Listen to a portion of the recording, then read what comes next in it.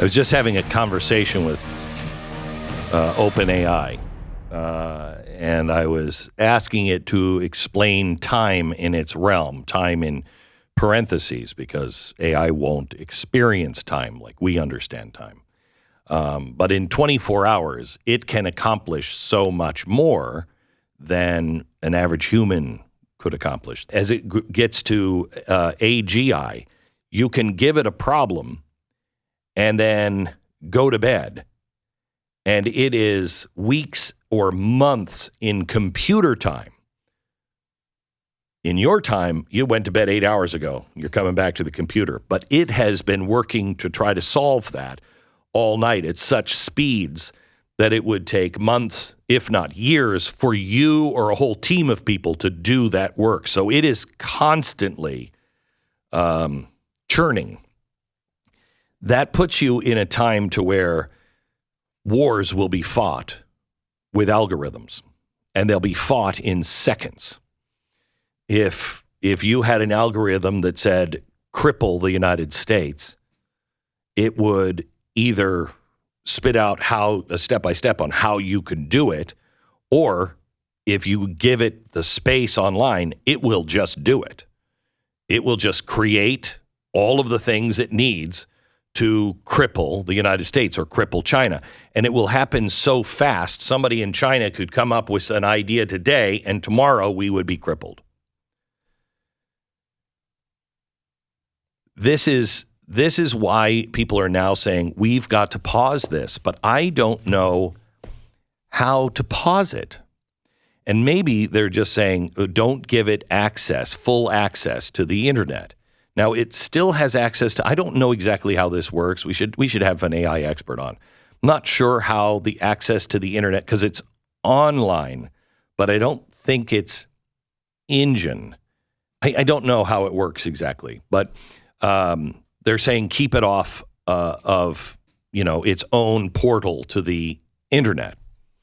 Yeah, it's interesting that the way it learns. Like, for example, ChatGPT, if you ask it, what were last night's basketball scores, it can't answer that because its learning basis only goes up to 2021, which is interesting because people are going to be asking questions. Like, if you were to ask questions about, like, I don't know, masks or like the origins of COVID, right? But learning only goes up to 2021. It's going to answer probably, something about how. Gosh, think of that. Think of that. Right. And there's so much we've learned in 2022 and 2023 already that are kind of important. Now, maybe there are some exceptions to that, but it's a fascinating thing. You won't know all the time where that line is or how much it's learned. Certainly, it could learn all the way up till today. I mean, but you don't even. That. I mean, if you have nefarious thoughts, you don't need it to learn up to today, but you do. The average person does need to learn about ChatGPT or the internet. Most people, or the artificial intelligence in the internet. Most people would really struggle, much more so than me. And I'm pretty well read on this stuff, but I'm not a scientist or anything else. So I just have basic understandings. Don't touch the stove; it's hot. I know that kind of stuff. I know don't let it have full access to the internet because that's when it can be everywhere. It will just place itself in your refrigerator everywhere, and you'll never get rid of it. I don't even. I mean, it's like, I know it is. When you described this earlier as like us trying to predict alien technology. Like it is alien life. Alien life. We don't have any idea how it operates, how it works. It's so true because when you talk about that sort of stuff, like I don't even. How could that even be possible? Remember when I said every day there will be something that comes out in the news that you'll be like, I can't believe we just did what? Yeah, it's possible to do. Well, you notice that's about once a week, right now. Yeah, it does feel that way. Okay, yeah, about once a week. It's going to be every day soon. We'll make 10 to 11 years of progress in the next 6 months. Think of that. 10 years of progress in the next 6 months. And then God only knows. They don't know how to predict this. And like I said to you earlier off air, for anybody who says they know what this is going to do, they're mistaken. This is as close as you could come to alien life. It knows all about humans, but it's not human. It may wildly misinterpret something like protect all humans. Okay, well, protecting all humans may mean, or protect the planet may mean kill all the humans. We don't know how it's going to think. It is like predicting, if the aliens come down, they're going to think this. We don't know that. It's a whole different way of thinking. We don't even know how it processes things. We know the algorithms that we put up, but it's a neural net. And so how it's coming to these decisions, we don't even know. How frightening is that? We have created Frankenstein. Some would, back when Mary Shelley wrote that, she wrote that she was inspired. This is my belief. I don't know if I could prove this out, but it's my belief that she wrote that at a time when electricity was just starting. And at the early days of electricity, they were hitting frogs with juice. They were hitting animals and like, look, and the frog would jump, but it was dead. And she was thinking about that technology and can you bring life back? So Frankenstein, and the argument back then is, well, that life doesn't have a soul. If you could do that, it doesn't have a soul. Well, that's what we're creating now. Will artificial life, if we can get there, will it have a soul? No. Will people claim it's life? Yes. So is it life? I don't know. We haven't solved the Frankenstein question from the 1800s yet. And we probably never will. Yeah. At least with some sort of unanimity. It's interesting because, I've been reading, I read a couple of these like message boards about ongoing scams. I love reading about these scams. And you see so many of them are repeated, right? Like, there's scams where people get sucked into romance scams.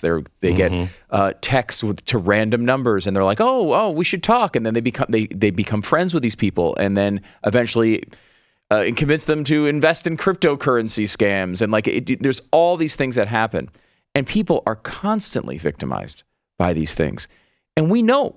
The joke one is the Nigerian prince, right? Right. And you're like, how are people still falling for this? And they are still falling for even that one right now. Imagine being able, instead of having 1,000 people.